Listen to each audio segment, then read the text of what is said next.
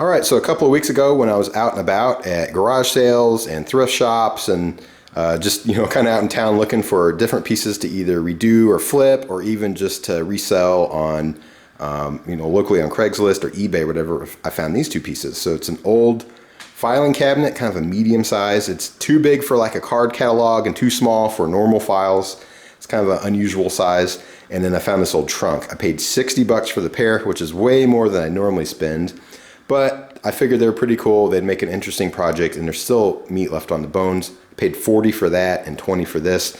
20 is about right. It would have been awesome to pay 10 or 15, but 20 is not bad. 40 for this in my book is way too much, but I wanted to do it because I had a really cool idea. Normally it'd be the same thing. I'd love to have got that for about $10 or $15, but whatever. I already paid for it, so now I just got to redo it, make it cool enough that I can get more money out of it.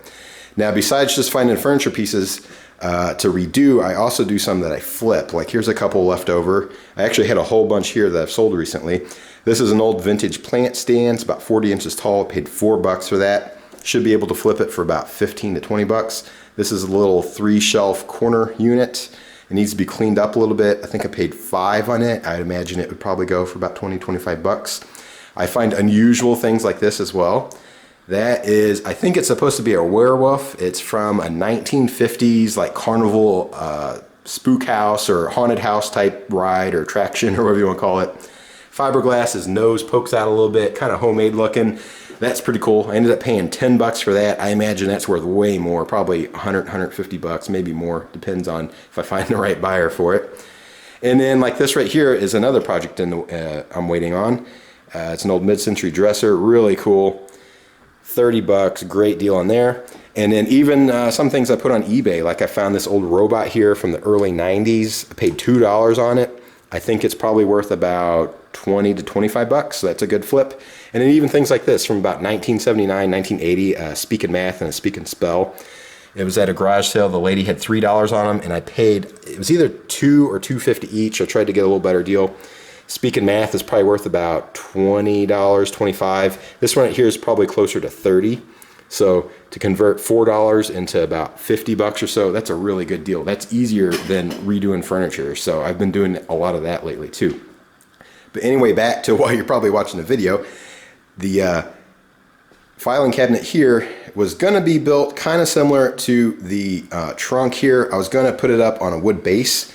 I found these at a garage sale as well. I have a set of 4 of those legs, a set of 4 of these legs, and then a set of 8 legs that are similar to this, but they're longer. Both of these sets are about 16 inches. The other set I have of 8 are 27 inches tall.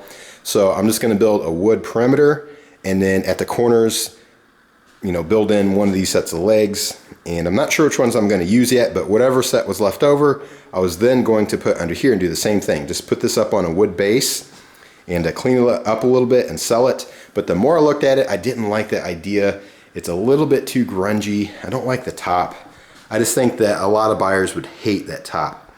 It's just kind of like a green, gray, brown color, real ugly. This looks like a huge mistake. It has some oil stains that need to get cleaned up. It's just something about it. It's too much. It needed to be softened up with wood. And anyway, I'm gonna put a wood top on there. I'll show you here in a minute. And then I decided that building a wood base would be a little bit of trouble because the way it's built. This isn't a great example, but the top and the bottom are attached with like these tabs. On top, they're just bent flat. But underneath, they poke out straight and have cotter pins in them. So that's exactly where I'd try to mount, like a wood structure to hook in a set of these legs. And this thing is really heavy, and I'd hate to put on a wood base and it'd be a little bit wobbly. So what I decided to do is go ahead and put it on casters. So it'll be about this height. Right now, it's just on one of my little furniture rollers, but the casters will be about that big. I think they're 3-inch casters. They'll be mounted out towards the corners. And then I'll put a a wood top on there and call it done after I clean it up a little bit. And if you look at it, it has really cool rust, really nice patina, but it's definitely kind of scary, dangerous looking right now. So I need to clean it up a little bit and then protect it somehow. I'll probably just do it the quick way and spray it with clear spray paint. And then actually when I bought this, I paid $40 for it. And the lady was trying to sell it to me for like $70, and then she dropped to $60. and she was trying to sell it to me with all of the drawers in there. She said all of those drawers at her shop were worth $10 each and that people were willing to pay that. So I said, well, I only need half the drawers. Just give me 3 of them and you can keep the other 3 and I'll take it for 30. So we ended up settling at 40. And like I said, it's way too much compared to what I normally buy things for, but I think it'd be kind of cool. And they're kind of rusty, but they look pretty cool. They'll need to be oiled or something so they function a little better. But for the 3 spots that don't have anything, they still have the sliding structure. And as I was looking at it, I was like, you know what? I could put wood in there and have like these sliding shelves. So that's gonna be my plan, is to put wood in there after I clean this thing up, because it's got leaves and spider webs and dirt and all kinds of stuff. So looks like it used to be part of the DMV. So that'd be kind of cool. But it needs a lot of work. It needs to be modernized a little bit. So that's what I plan on doing in this video. All right, so as far as the top goes, I actually already have one that I made for another project.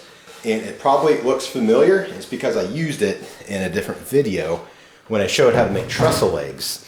And I just laid this top on top of the trestle legs to kind of give you an idea what it could look like. And anyway, that table never sold. So I decided to go ahead and just use the top on this. I think it looked pretty cool and it actually fits pretty nice. It's got about maybe a 1-inch overhang on these edges here, but then it has like a nice, what would that be? Maybe 5-inch overhang here. So it'd be kind of cool. This was intentionally left raw so that it would like build patina when people, put coffee on their cups and left rings, or, they put their plate of spaghetti on there and it gets splatter or whatever. But I think I'm gonna go ahead and smooth it out a little better and probably clear coat it. I don't know. I kind of like the raw look though, so I haven't quite decided. But I'm not sure I ever showed how I made it. It's not the greatest, but it's just a 2x6, 2x2s, 2x4s, 2x2s. And they're all glued together, and then I think I use screws. Yeah, I use screws in the smaller ones to just kind of hold them together. It's rough around the edges, but I think it works with this table. It just needs to be cleaned up a little bit. And then like I said, I want to put casters on the bottom, and I have these casters right here left over from the very first table I ever built. I have a video on that when I redid it and I took the casters off. I was waiting for a project to put them on. I put them on this one. These I got from coolcasters.com like 10 years ago, 9 years ago, a long time ago. They'll go on the bottom with little small pieces of wood to help just prop them up a little bit. And then I got to build shelves out of wood. So let me show you what I'm gonna use there. All right, and then for the shelves, I'm just going to use this old 1x10 that I had in the basement. This is actually a shelf that was in our house when we bought it. I think it was in one of the closets. And as you can see, it's gonna have to be trimmed just a little bit, maybe a 1/2 inch or so, taking off the width so they'll go in there, and then of course chop it to length or whatever. And then sand it up a little bit and try to figure out if I can slide it in there to make these little cool pull-out shelves. And then to pull them out, I have another interesting idea. All right, and then the last detail is the little shelf pieces that I'm gonna cut and put inside. I need a way to pull them out easily. So I decided to take an idea from another video of mine where I made handles for an old dresser I redid out of old belts. So I grabbed one more old belt I had. I'm gonna kind of loop it over like this and chop it about there or so, and then just screw it down right to the center of the top of the board. It'll have this nice little loop you can grab, and then you should be able to pull the shelf real easily. So should turn out pretty cool. So instead of me rambling more, let me get started and see what happens.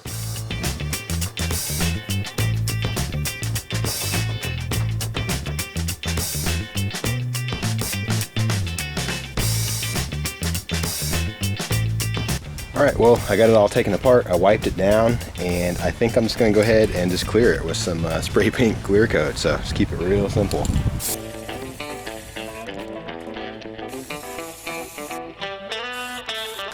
So it's not too bad. It'll have a little bit of a sheen to it, and it'll still keep that kind of cool rusty texture. I think that will go over well. So let's continue doing the rest of it.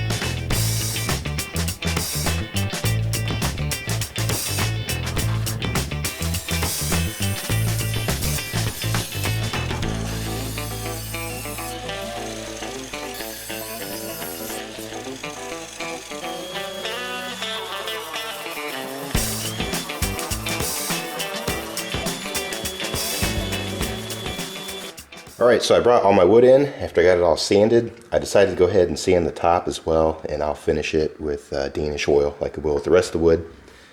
I decided just to go ahead and do that. So anyway, I brought it in, I flipped the top upside down, the filing cabinet is upside down as well, laying on it. I centered it out, so basically I have a 4-inch overhang on the sides and about a 3/4 inch overhang on the front. I think it looks pretty good. So I'm ready to go ahead and figure out how I'm going to mount it. So I decided to just go ahead and put a screw in each corner. And basically I come in about 3 inches from the side, 3 inches from the front, and I'm going to drill a little pilot hole, this bit right here. It's basically going to go center of my little 2x4 of the top here. So I'll just drill through there, and then once my pilot holes are drilled, I will flip this upside down, and then I'm going to drill bigger holes, like a 1/2 inch or a 3/4 or something like that, whatever my biggest bit is. And then that way, when I screw this together, the screw will go nice and solid into the wood, but it will have some wiggle room in the metal, because as seasons change and humidity and all that changes, the wood will want to expand and contract, so that screw's going to want to move. So if I have a little bit bigger hole in there, that screw will have room to move around in the metal, and then I'll have a washer on top that'll kind of sandwich it on there, but it'll be nice and solid in the wood. So it's just a little trick when you're mounting a solid wood top to something that's not going to move like metal here. So anyway, let me go ahead, get this drilled out. Hopefully it will go pretty smoothly.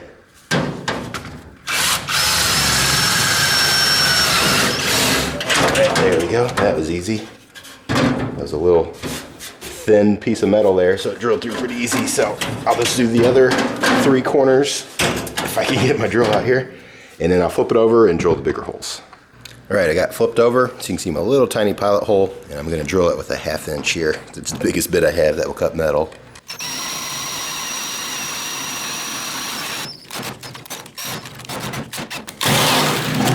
All right, there we go. Kind of a mess, but you can see it looks pretty good now. So imagine this was the bottom side, because the screw's actually going to go in this way. So you can see there's a lot of wiggle room for that screw to move around, but then this washer will keep it from pulling through. So it's just a real simple system to allow that wood to move. So I'll go ahead, drill the rest out, and then probably oil all the wood and start putting it back together. All right, and then to finish the wood, I'm just using some Danish oil in a natural finish, so there's no color added to it. It's just the oil. It will darken the wood a little bit, but it won't get super dark. Have a nice kind of natural look to it, except it'll be protected, so I think that'll look pretty cool. So these boards here for the shelves, you probably saw I had to run it through the table saw and just cut a little slot right there to fit into the channels, the metal channels on the brackets. Didn't quite fit. And then these right here are little 4-inch squares that are gonna go on the bottom where the casters mount, and it'll just help raise the casters up just a little bit, because I think when they spin they might hit the bottom edge of the metal, so I also had those on there too. So let me finish oiling it all up. I decided to oil the top as well, and I can start putting it back together. All right, so although I really do like this raw look, it's probably gonna be best to go ahead and coat it. I'm just hoping it don't get too dark. I really like that gray on the centerpiece, but I think it's gonna change on me. So I guess we'll find out here in just a second. Yeah, see, it's getting a little more brown, but still not bad. You can see gray. It has like a barnwood look to it. So it's pretty cool.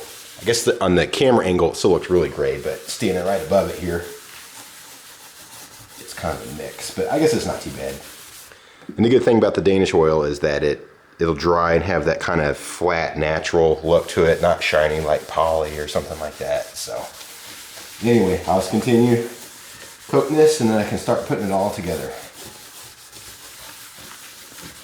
All right, I got it all oiled up. I'm gonna put the screws in so I can attach the top to the cabinet here.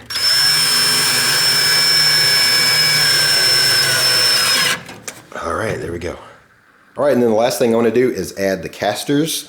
The original plan was to just screw or bolt these on to the bottom of the metal. And the problem I saw was, look at how close that is to hitting. I didn't know if I put a lot of weight on this, if this would maybe bend on me a little bit, and then it hits, and then it's not going to want to turn. So that's why I decided to prop it up on wood. The reason I'm using these little blocks is, you can see there's a lot of stuff in the way from this building a frame on here. All these tabs with cotter pins and all that. So what I'll do is just attach the wood into the corners. Just kind of even them out, and they should be good to go. Now this one has some tabs in the way, so it's going to have to kind of poke out a little bit this way, but I think that's all right. So that wheel might get mounted, you know, like that, and then over here it might be even closer to the corner. I don't know, we'll see. But one more problem I have is I was going to just screw them from the inside, kind of like I did the top, but I don't have room for it, because look at that, there's like a 1/8 of an inch gap between the metal and the bottom of this right here. There's just no room for screw heads, so I'm just gonna have to glue it. And all I'm gonna use is some Loctite construction adhesive. Just glue them down. Once they're dry, I can screw these on and it should be good to go.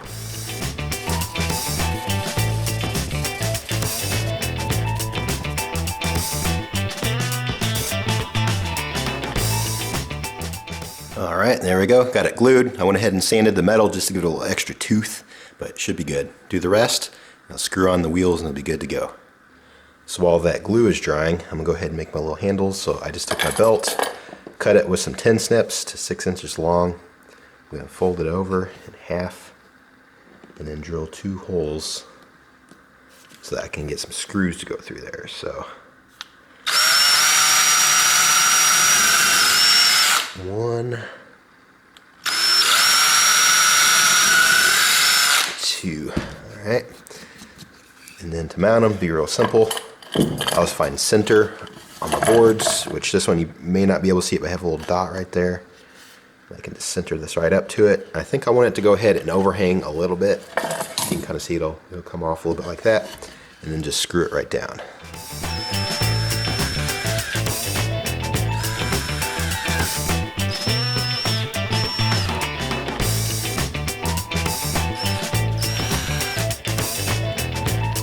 Whoops, my glue's not quite set, but I wanted to get these wheels on there.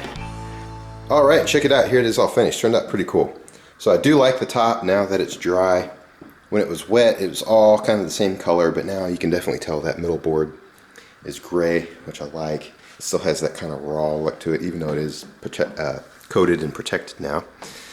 And then the actual filing cabinet body still has nice patina on there.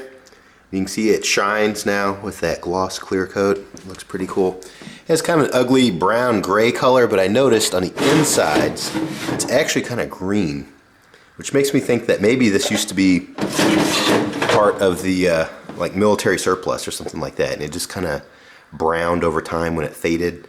And of course the drawers and all that up front are rusted anyway. So you look at them up close, they got some pretty cool patina on them that I protected with the gloss clear coat. And then just the drawers that were missing, I added the little shelves that now slide out using the old hardware. It's kind of a cool little detail. Easy to grab with the little leather handles. Looks kind of cool. And then I also have the casters down here. They're clear with blue bands, which is maybe a little bit out of place, but it does add a little modern style. I think to tie it in a little better, one thing I kind of wish I would have done if I could have figured it out is taken these handles off here. They're riveted on, they're not bolted or anything. And when you look at it from the inside, there's not really any way to get to it. All this stuff is kind of welded and soldered together. I guess I'd had to have drilled them out, and then I'd had to have found really small rivets to put them back on. So I just left them alone. But I think if I could have taken them off and painted them like an aluminum color, it might have tied into the little screw hardware on the handles, and then also the chrome metal on the casters. But I'll just leave it as is. Someone will still buy it, they'll love it. And like I said, I spent 40 bucks on the filing cabinet. Everything else I already had, so I know that I'll still have some good value in this when I sell it. So anyway, there you go. I think it turned out pretty cool. Hey, thanks for checking out this video. I really appreciate that. If you liked it, go ahead and hit that thumbs up. That really helps get it out in front of other people that might like to check it out too. And if you haven't subscribed, be sure to do that to keep up with more videos. And if you want to see some other projects I have some here on the screen and down in the description below as well.